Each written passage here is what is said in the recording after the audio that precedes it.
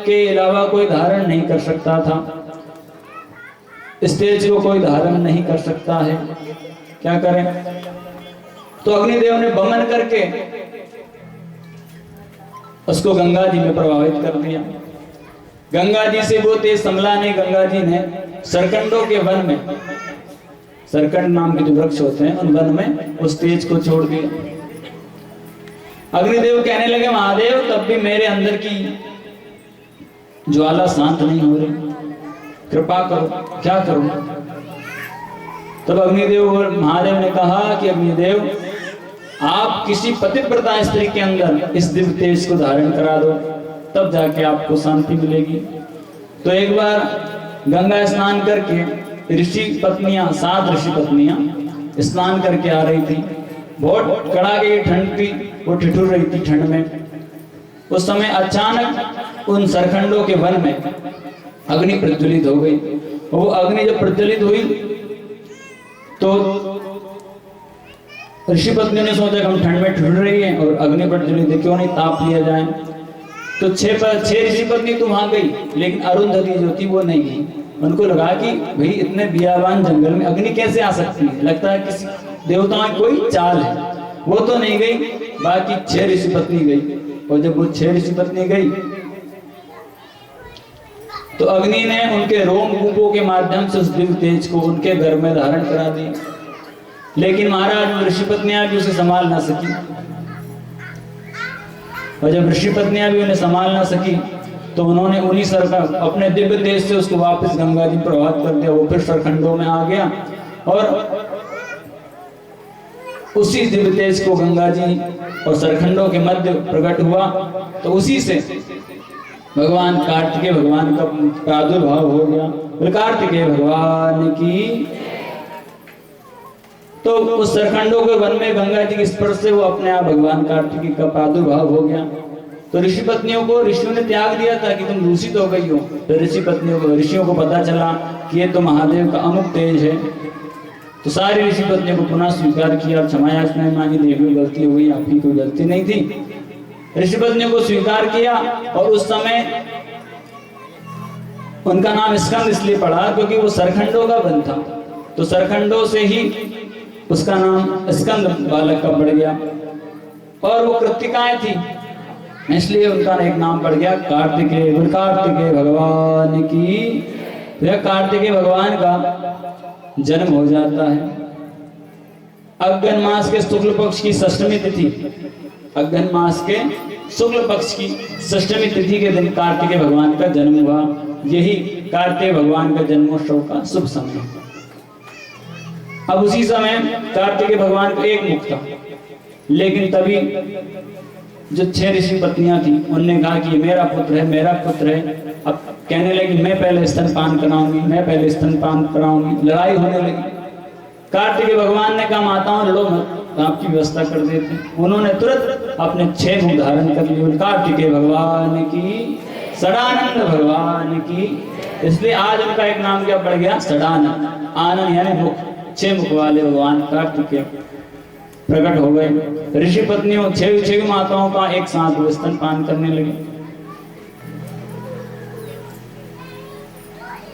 और जब कार्तिकेय भगवान का जन्म हुआ तो माता पार्वती के पयोधरों में अपने आप दूध टपकने लगा। भगवान महादेव को जब पार्वती मैया ने सूचना दी, नारद जी को पता चला, तो नारद जी ने महादेव के पास ये संवाद पहुंचाया। महादेव ने आज्ञा दी कि जाओ,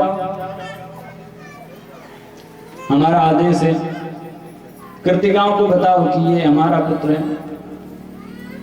जी महाराज। और उधर वशिष्ठ जी को भेज दिया कि जाओ आप उनका जाकर के विश्वामित्र जी को आप जाकर उनका जन्म संस्कार करवाया या उनके विषय में सूचना ले आओ। तो विश्वामित्र जी से अभी नन्हे कुमार है कार्तिकेय, विश्वामित्र जी से बोला कि महाराज जी आप हमारा जन्म संस्कार कर दो, जात संस्कार कर दो। जात कर्म होता है ना, बच्चा जब छोटा होता है तो जात कर्म संस्कार कर दो।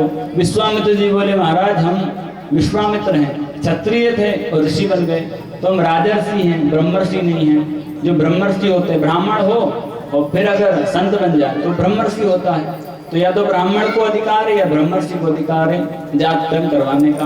हम तो अनाधिकारी हैं। तब कार्तिकेय जी ने आशीर्वाद दिया, बोल आज से आप भी ब्रह्मर्षि की उपाधि पाओगे, हमारा आशीर्वाद है। ऐसे गुरु हैं, ऐसे शिष्य जो गुरु को आशीर्वाद दे रहे, बोला आप हमारा जात कर्म कर दो। तो उन्होंने बड़ा सुंदर उनका जात कर्म कर दिया। अग्निदेव प्रकट हो गए, चुंबन किया, पुत्र नाम से संबोधित किया। अग्नि ने अपनी शक्ति प्रदान करी और उस शक्ति को लेकर कार्तिकेय भगवान कौंच नाम के पर्वत पर चढ़ गए और कम से कम 10 पद्म राक्षसों को नष्ट कर दिया। कितने? 10 पद्म राक्षसों को कार्तिकेय जी ने नष्ट कर दिया। इतना पराक्रम देख के इंद्र को लगा इतना बलशाली कौन आ गया। इंद्रदेव चले गए तो इंद्रदेव को भी परास्त कर दिया। इंद्रदेव जब लड़ने गए तो अपने अंग से 4 दिव्य बालकों को प्रकट कर दिया। दक्षिण कोख से एक पुरुष को प्रकट किया, उसका नाम साक्य था, साक्य नाम का गण। बाएं कोख से विशाखा और इंद्र के हृदय पर प्रहार किया तो निगम नाम के गण को कार्तिकेय जी ने प्रकट कर दिया। सभी कहने लगे महाराज क्या करना है? बोले मारो इनको देवताओं को। तो जो कुछ इंद्र के साथ थे उनके साथ बड़ा मारा झपटती हुई। तो कार्तिकेय जी की धरती की माता है, कृतिका माता है, पार्वती भी माता है। ये सब कार्तिकेय मैया की माता है। और पता है भोजन देने वाली, जो हमें भोजन दे वो भी माता होती है। वैसे 16 प्रकार की माताएं बताई। भोजन देने वाली माता, जन्म देने वाली माता, और मामा की पत्नी मामी भी माता होती है, मामी माता होती है, चाची माता होती है, बड़ी बहन को भी माँ का स्वरूप कहा है। पत्नी की माँ भी माँ होती है, मौसी को भी माँ कहा गया है। ये सब माँ का ही स्वरूप है। इस प्रकार से 16 प्रकार की माँ है। इनको कभी कुदृष्टि से कुभाव से नहीं देखना चाहिए, सदैव अपनी माँ के भाव से इनको प्रणाम करना चाहिए, अपने अपने माता पिता की। तो कार्तिकेय जी का पराक्रम देखकर सारे देवता स्तब्ध रह गए। भगवान शिव ने कहा कि कार्तिकेय जी को बोलो, हमारे विषय में ज्ञात कराओ। जब सबने बताया तो गरुड़ जी ने उनको मयूर दिया। मयूर की सवारी है ना, तो गरुड़ जी ने उनको मयूर प्रदान किया और मयूर पे आरूढ़ होकर भगवान कार्तिकेय भगवान शंकर के यहाँ पधारे। वो शंकर भगवान की, कार्तिकेय भगवान की। अपने पुत्र को देखकर माता पार्वती का वात्सल्य जागृत हो गया। पयोधरों में दूध टपकने लगा। खूब कार्तिकेय जी को स्तनपान माता पार्वती ने यहाँ कराया है। सब देवताओं ने भी आकर खूब वंदना कार्तिकेय जी की करी। ऐसा ही प्रसंग आता है कि कार्तिकेय जी छोटे थे, भगवान शंकर ने इसे गोद में ले लिए थे। तो उसी समय वासुकी नाम का सांप सर्प जो है भगवान शंकर गले में होते ही, तो कार्तिकेय बालक थे, ऐसे पकड़ के उसको मसलने लगे। अब आज की घबराए, भगवान शंकर के बाबा बचा लो, बाबा बचा लो। भगवान शंकर ने ये देखा तो बड़ी मुश्किल से उनके हाथ से वासुकी को छुड़वाया। ब्रह्मा जी के लिए हमें दो, हम ले लेते हैं। और जैसे ब्रह्मा जी ने लिया तो ब्रह्मा जी की दाढ़ी कार्तिकेय ने पकड़ ली और ऐसे ध्यान लग गए। सब कहने लगे तो बड़े पराक्रम में बहुत बलशाली है।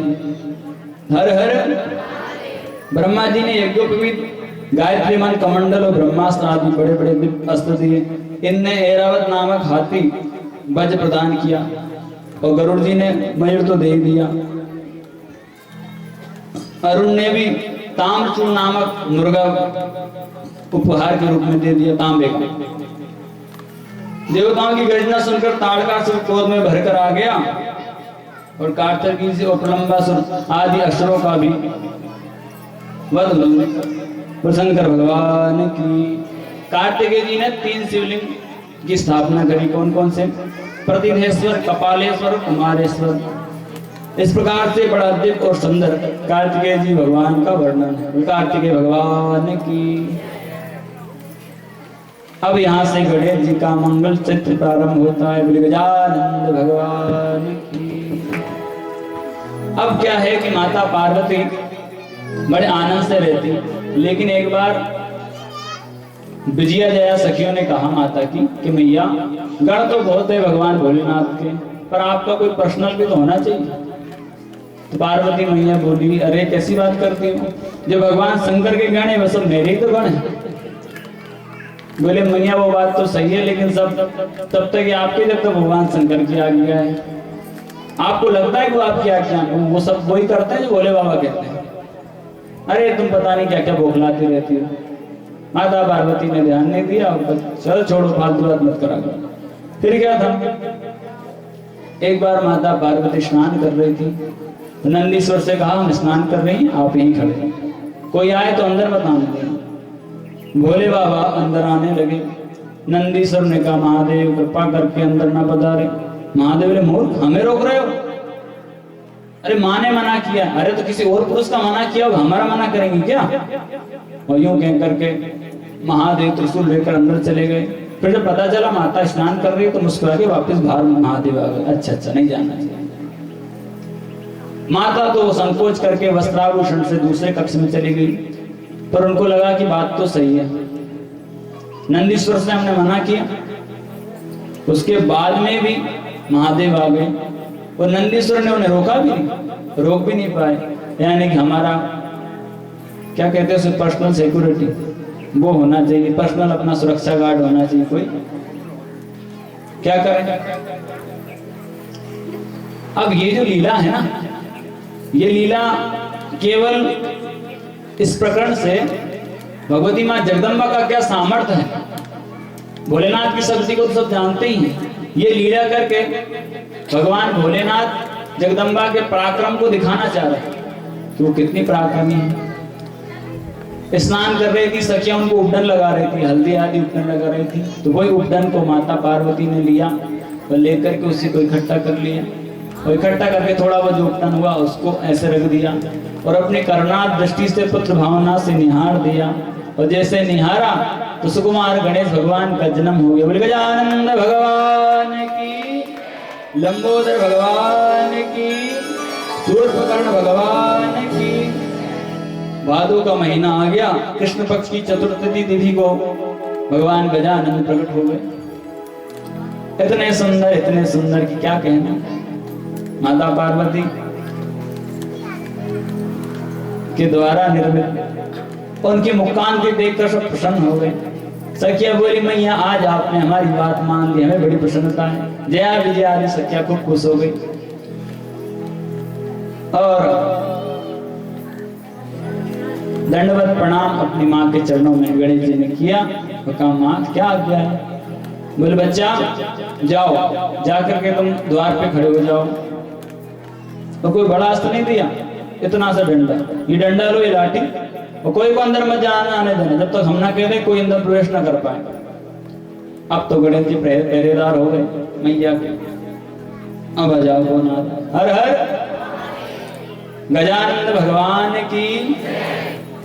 अब यहाँ से गणेश जी की लीला, अब मैया अपना पराक्रम गणेश जी के माध्यम से दिखा रही है। कोई बड़ा अस्त्र नहीं दिया, इतनी सी लठी है बस, एक डंडा। फिर एक समय ऐसी घटना घटी कि महादेव पुनः पधारे और जैसे प्रवेश करने लगे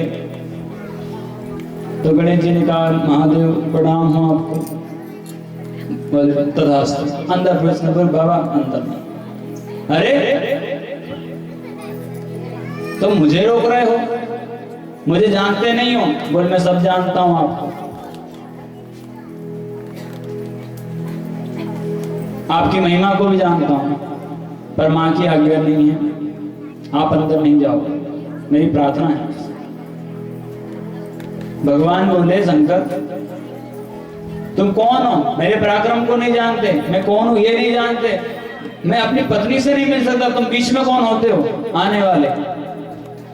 मुझे प्रवेश से मना कर, हटो। और बहुत ज्यादा जीना झपटी हुई तो महादेव अंदर घुसने लगे। एक लाठी गणेश जी ने शंकर जी में भी चिपका दी। हर हर भोले बाबा को लगा भाई ये कौन आ गए, हमको मार रहे। भगवान शंकर को लगा कि छोटा बालक है, इससे कोई बात तो करना नहीं चाहिए। और भोले बाबा लठिया खा के कैलाश आ गए और नंदी भंगी से बोले बालक कौन खड़ा, हमको मार दिया उसने, जाके मालूम करो।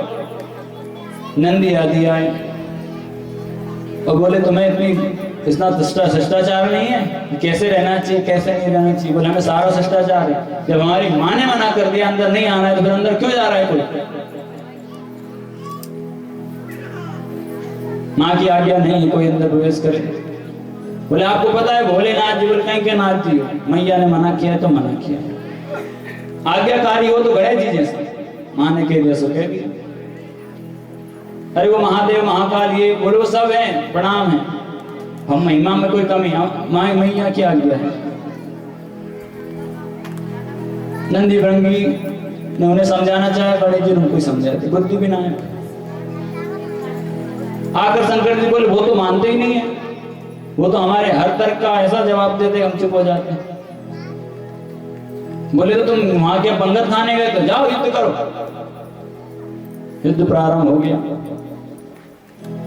नंदी भृंगी अपनी पूरी ताकत लगाते और बाद में गणेश जी डंडा चिपका देते। इतने में उनके सारे अस्त्र शस्त्र डंडे का आगे सब ठंडे, मैया के द्वारा प्रदत्त, कोई बड़ा अस्त्र नहीं। नंदी भृंगी को लंगड़े लूले गणेश जी ने कर दिए। देवताओं को पता चला तो देवता अपना पराक्रम दिखाने चले गए। कहां तक कहें? इंद्र, कुबेर, वरुण जो जो बलशाली थे बड़े बड़े अस्त्रों के साथ, दिव्यास्त्रों के साथ प्रहार गणेश जी पर करने लगे। और गणेश जी पर प्रहार करने गणेश जी बस वो अपना एक डंडा जो मारे जिसको पड़ जाए दूसरी बार आए, मेरे भैया जी तो बहुत पराक्रमी लगे, ऐसी दे पकड़ के घमासान युद्ध होने लग गया। सारे देवता घबरा गए, नन्हा सा बालक है। ब्रह्मा जी आदि देवताओं को परास्त कर दिया, सारे देवता हार गए। जो बड़े बड़े अपने पराक्रम की डींगे हाँकते थे, आज गणेश जी के सामने सबने घुटने टेक दिए, सारे देवता हार गए। इतनी खलबली माता पार्वती को पता चली कि क्या हो रहा है। सखियों ने बताया गणेश जी के साथ युद्ध कर रहे हैं और एक अकेले बड़ी साथ 4-4, 5-5, 10-10, 20-20 सेना की सेना गणेश जी से लड़ रही है। मैया अच्छा ऐसी बात है? तुरंत भगवती ने दो शक्तियों को प्रकट कर दिया। बोल जाओ दोनों तरफ से गणेश जी की रक्षा करो। अब तो एक थे, अब 3 हो गए। महादेव को गौरव मिली, महाराज पहले तो अकेले गणेश जी थे, अब बोले अब तो इतने हो गए हैं 3, उनको संभाल पाना किसी के बस की बात नहीं हो रही। उनके सामने जो जाए टिक ही नहीं पाए। और जब बड़ी भारी सेना के साथ सब देवताओं ने पराक्रम दिखाया तो जो 2 शक्तियां थी, एक तो पहाड़ के समान पर्वताकार हो गई, एक ने मुंह खोल लिया ऐसे सबको खाने के लिए। ये भयंकर देखकर देवता कांप उठे कि गणेश जी तो ठीक थे, ये और बाद में सबने कहा महादेव कुछ होने वाला नहीं है, अब आप कुछ लीला करो तब कुछ संभव हो सकता है। महादेव ने सोचा जब ब्रह्मा देवता सब हार गए हैं तो कोई साधारण नहीं है, ये तो कोई विशेष ही है, हमको ही चलना चाहिए। तो महादेव जब पहुंचे तो महादेव ने पराक्रम में युद्ध करना प्रारंभ किया तो देखा कि इतना बल, तो महादेव को लगा कि कोई साधारण नहीं है, इतना तेज इतना बल आ कहां से रहा है, इतनी शक्ति। देवता बोले महाराज इसको, ब्रह्मादि देवता बोले कि महाराज इसको पराक्रम से हराना मुश्किल है, फिर क्या करें? तो सबने माया जाल फैलाया। ब्रह्म में इधर उधर देवताओं ने उनका ध्यान भटकाया। भगवान शंकर ने त्रिशूल के प्रहार करके गणेश जी का धड़ से अलग कर दिया। गजानन भगवान की। और जैसे ही पता चला कि गणेश जी का धड़ छल से भगवान शंकर ने अलग कर दिया, माता पार्वती को पता चला, भगवती क्रुद्ध में भर गई, रुष्ट हो गई और कोप करा तो कई यक्षणियाएं प्रकट हो गई। और उन राक्षसियों ने कहा कि आज्ञा दे दी मैया ने, जाओ पूरे संसार को खा जाओ। अपने ही मन की करते हैं सब, अपनी भोज चलाते हैं। उनके इस प्रभाव को देखकर सारे देवता कांपने लगे। ब्रह्मा विष्णु भगवान शंकर भी विचार करने लगे कि आज क्या हो गया। सब देवता बोले महाराज लगता है आज ही प्रलय आ जाएगा, भगवती का विकराल रूप है, शांत कैसे हो। सारे देवता स्तुति करने लगे, भगवती को खूब मनाने लगे, लेकिन मैया ना माने और बहुत गहरी फटकार लगाई सकती। बोले तुम इतने इतने लोगों ने मिलकर मेरे पुत्र को छल से मार दिया, तुम में से कोई बच के ना जाने पाए। भगवती का अपना पराक्रम, अपनी, उनके आगे कोई टिकने वाला नहीं। सारे देवता परास्त थे आज, और सब घबरा गए, लगता है आज प्रलय हो जाएगी। महादेव ने भी उस बात को स्वीकार किया और सबने प्रार्थना करी, मां आप जो चाहती हो, जैसा चाहती हो वैसा होगा, आप कृपा करें, अपने कोप को शांत करें। उन्होंने कहा कि सबसे पहले तो आप मेरे पुत्र को जीवित कर दीजिए। दूसरी बात, मेरे अकेले